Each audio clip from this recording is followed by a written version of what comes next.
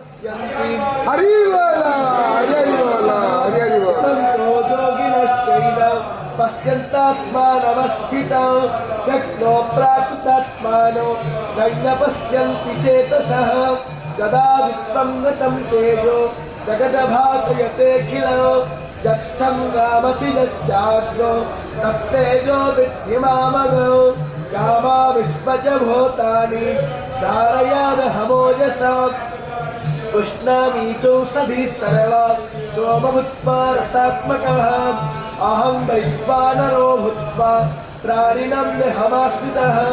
प्राणपानः समायुक्ता पचमन्यं चतुर्विधौ सर्वश्च चाहं हृदि सन्निविष्टो मतस्पतिज्ञानपपोहनं च वेदैश्च सर्वैरहमेव विद्यो वेदान्तकृतवेदविदेद चाहो द्वावैमो पुरुषो लोके क्षरश्चाक्षर एव च क्षरः सर्वाणि भूतानि तस्माक्षर उच्यते उत्तमा पुरुष।